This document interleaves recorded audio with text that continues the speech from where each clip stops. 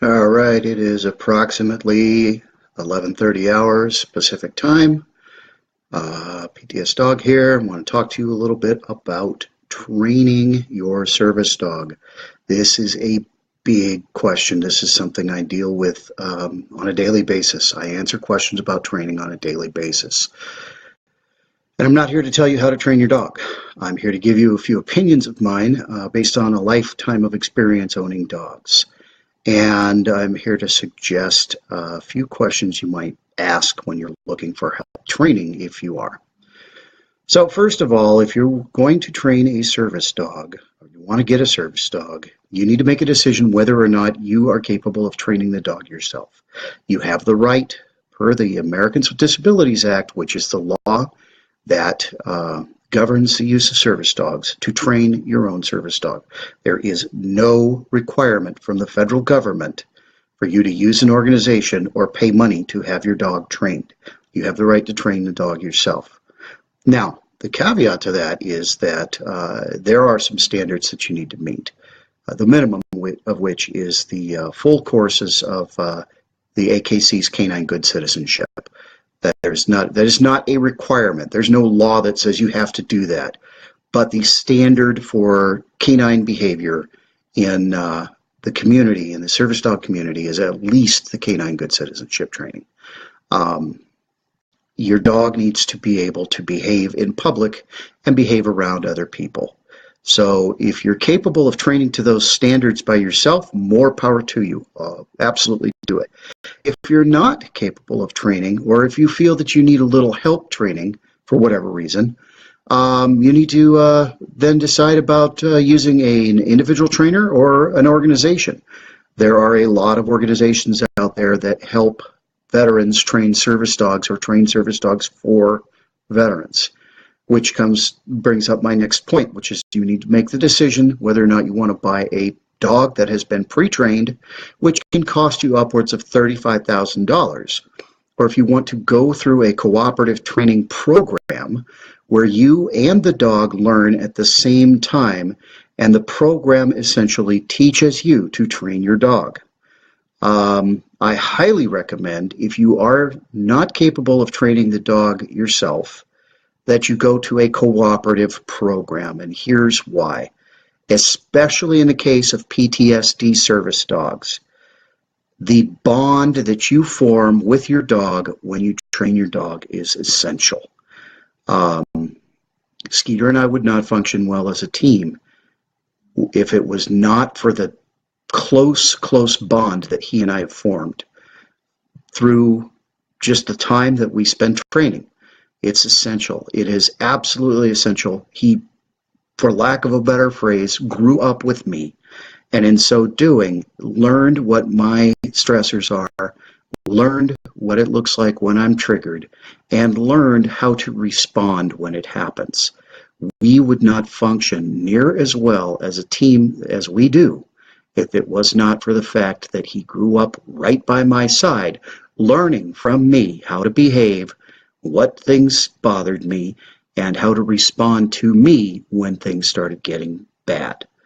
So I really recommend cooperative training where you're directly involved, hands-on with the dog, rather than purchasing a dog that's been fully trained. The other reason I talked about in my first video, a program-trained dog has some specific, basic, kind of universal training, but you're an individual, and the dog is an individual.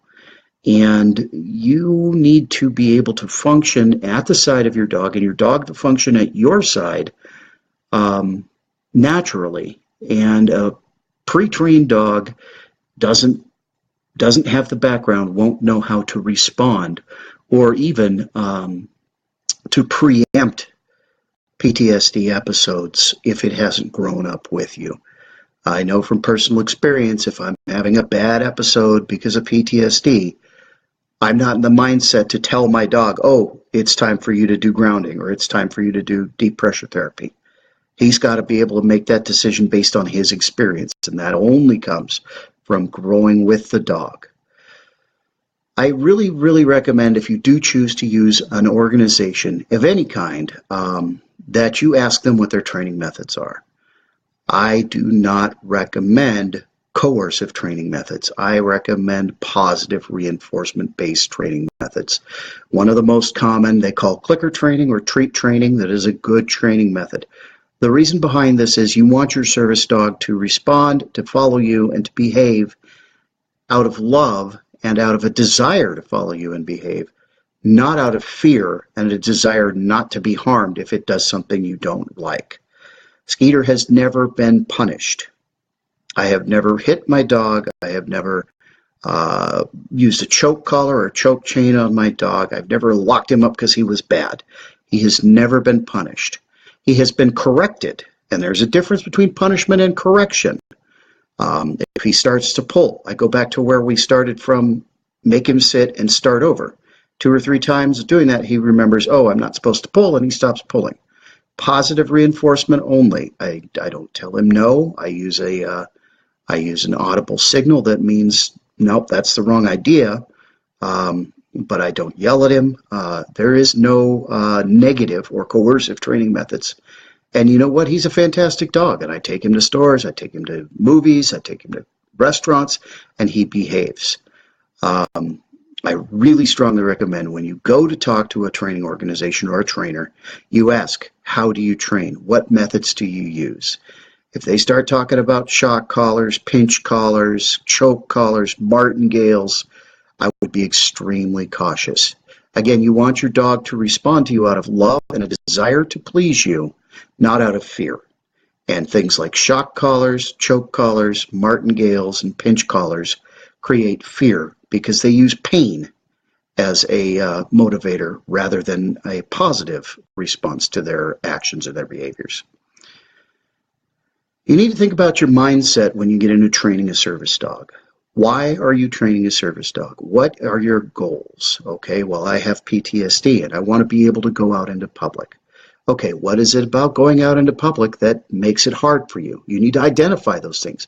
You really have to start doing a lot of self-evaluation, a lot of soul searching, and really think deeply about what it is you need the dog to do to enable you to be able to function more independently in the world, to be able to do something you're not able to do because of your disability, which again, I'm talking about PTSD service dogs. So you need to think about what are the things that trigger me, what are the stressors that lead to those triggers, and how can the dog help abate those stressors. You need to think about building a teamwork or a partnership with your dog. Skeeter is my best friend. He is my absolute rock in difficult situations, but I'm the same for him. I provide him food. I provide him water. I provide him one of his most favorite things, rides in the truck. I am the source for him. And in return, he gives me comfort and strength and his tasks when we're out doing whatever it is we need to do. It's an exchange. It's a trade. It's almost a symbiotic relationship. We each feed each other's needs. And that builds a coherent team. That builds a functional team. And one of the things you need to think about when you're training a service dog is the mindset you're using. Is this a robot that I expect to just do what I command and nothing else? Or is this my partner who I work with and alongside? I strongly urge you to build a partnership with your service dog rather than a robotic response with your service dog. You will grow all the richer for it.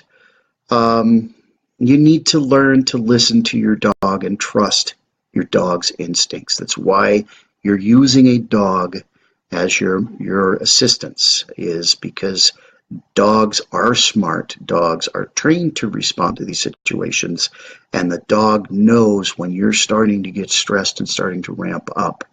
At least I hope it does. That's the point of a PTSD service dog. So you want to learn to trust your dog's responses and listen to your dog. One of the biggest pieces of advice I give anybody who talks to me about service dogs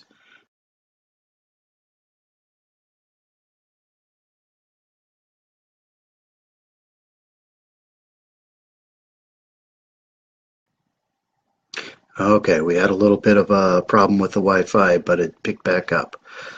The fifth point I want to bring to your attention is consistency. When you are working with a dog, you must learn to be consistent. And that's hard with PTSD, especially if you have anger issues. Developing consistency is a very difficult thing. It forces you, by learning to be consistent, it forces you to begin to grow and to begin to learn how to deal with and cope with the symptoms of your PTSD. It gives you more tools to use to deal with the symptoms of your PTSD. You have to be consistent with a dog, or the dog gets confused. And what I mean by that, I'm not saying dogs are dumb, but I am saying that dogs are creatures of habit. They develop patterns, and they have to be consistently given those patterns. That's part of that exchange you make with your dog when you're building a team and your dog relying on you, is that you build consistent patterns. For example, no matter where we're going, if I'm taking Skeeter in to do something with me, go shopping, go to a movie, whatever, the first thing we do before I put his vest on, most of the time, sometimes I put his vest on, but the first thing we do is Skeeter gets to potty. We get out of the truck and go straight to the nearest trees or bushes or whatever, and I let him pee to his heart's content. He's a big alpha male Malamute. He wants to mark the entire planet. So the first thing I do, no matter where we go, even if we're just running in for 3 seconds, get out of the truck, Skeeter's on the leash, Skeeter goes potty. Then I put his vest on, and then I say, "You ready to work?" And he looks at me, and we go to work. And I use those words. "Are you ready to work? Let's go to work." He has learned that when I say, "Let's go to work," that's what we're doing. We're going into the store. He's right by my side. He's watching out for me. He's watching me to make sure I'm handling the situation well. Build consistent patterns with your dog. That's a simple example. I could go all day with examples about consistency with your service dog when you're training. Which leads to the next step, which is professionalism. Unfortunately, when you have a service dog at your heel, wherever you go, and you step in the front doors, you are automatically an item of interest. Heads are going to turn and look at you no matter what kind of dog you have, what size dog you have, what breed, because, oh my God, there's a dog in here. You've got to learn to deal with that because it's not going to go away. People respond and react to dogs, and then they begin to be distracting to your dog, which is a whole nother issue and another discussion we'll have. But you have to develop a professionalism of some kind in dealing with the attention, the unwanted attention you will draw when you come into a place with a service dog. I'm just warning you up front. It's all part about building that mindset. There is going to be a lot of interest every time you walk into a store with a dog at your heel.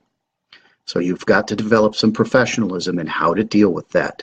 There are some tools you can use, little handout cards that explain the laws, things like that.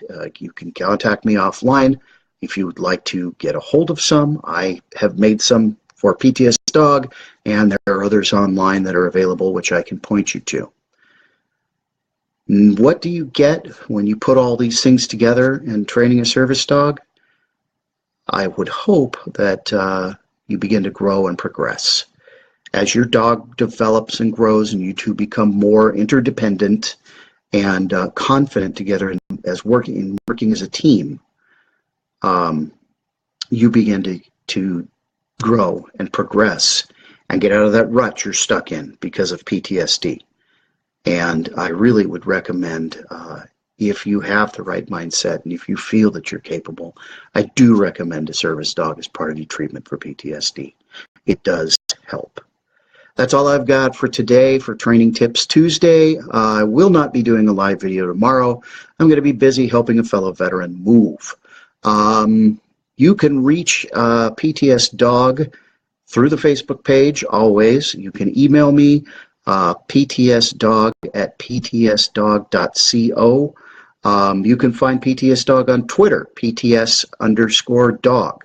You can find PTS Dog on Instagram. It's PTS Dog_Skeeter. You can help support PTS Dog. I'll be hitting the road here in next couple of weeks for the final PTS Dog road trip, and to pull in the final interviews for the book, which is on schedule to be to a publisher, to an editor and publisher this fall. I'm going to drop the links into the comments. But first, I want to remind you that I am pulling together a service dog scholarship for Alex and Joker. We've reached more than 1/3 of the goal thanks to some very generous donations. The link to the service dog scholarship is in the comments, pinned to the top. Please, if you're able, every $5 counts. We've reached $550 this morning, and half of those donations, at least, actually more than half of those donations were $20 or less, but every little bit counts. So please, if you're able, help get Alex and Joker's scholarship. If you're interested in helping support the book, I am still running my GoFundMe campaign. Dropping that link into the comments as well. And once again, you can find PTS Dog obviously on Facebook. You can find the website, and I just started a PTS Dog Twitter, and PTS Dog has been on Instagram for a little while. Links are, or the names of those links are in the comments. Thank you very much for your time. And I look forward to continuing the conversation with you about training over the weeks and months to come. PTS Dog out.